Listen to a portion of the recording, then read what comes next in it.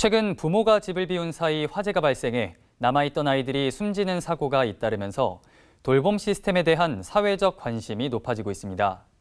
돌봄 공백을 해소하기 위해 정부와 지자체가 나서고 있지만 한계가 있는 게 현실인데요.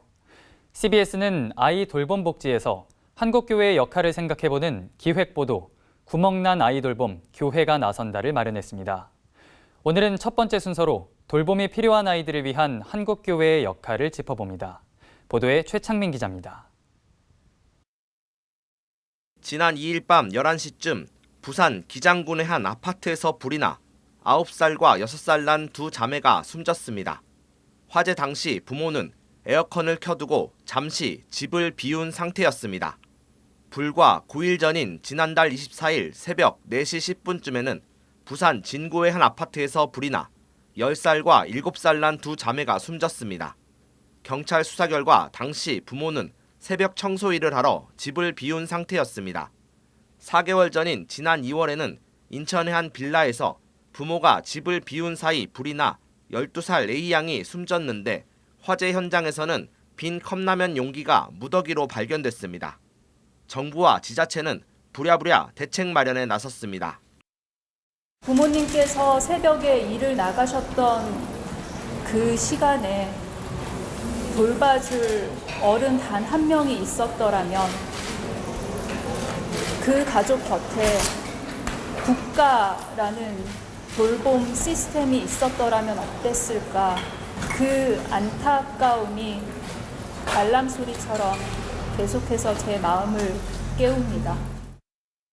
현재 정부는 영유아부터 중고등학생까지 공동 육아 나눔터와 다함께 돌봄센터, 초등 돌봄교실 등 각종 돌봄 서비스를 제공하고 있지만 한계가 분명합니다. 24시간 모든 곳에서 복지 서비스를 제공하는 것이 현실적으로 어려운 데다 여전히 수요자 중심이 아닌 공급자 중심이기 때문입니다. 실질적으로 24시간 돌봄을 하기는 역부족이죠. 그리고 또 그 시스템 자체가 굉장히 한계에 부딪혀 와 있습니다. 수요에 비교할 때 공급이 굉장히 부족하죠. 민간 영역이 참여를 해야. 이 때문에 선교적 사명으로 전국 모든 도시와 농촌에서 지역 주민과 밀접하게 교류하고 있는 한국교회가 돌봄 공백 해소에 기여하자는 목소리가 나옵니다. 특히 교회는 생명의 소중함, 가정에 대한 성경적인 가치관이 잘 정립되어 있는 만큼 민간의 다른 어떤 곳보다 신뢰성을 가지고 돌봄 공백에 잘 대응할 수 있다는 겁니다. 교회가 가지고 있는 특성 중에 하나는 생명의 소중함, 또 그리고 성경적인 가치관에 있어서 자녀와 가정의 소중함, 이런 것들을 우리 교회는 기본적으로 성경적 세계관을 갖고 있기 때문에 그 민간 영역의 돌봄을 통해서 아이 돌봄 서비스를 맡게 된다면 첫째는 신뢰감, 그리고 접근성, 그리고 책임성, 이런 것들이 훨씬 더 민간 영역에 있어서 그 어떤 기관보다도 훨씬 더 의미가 깊다고 볼 수 있는 거죠.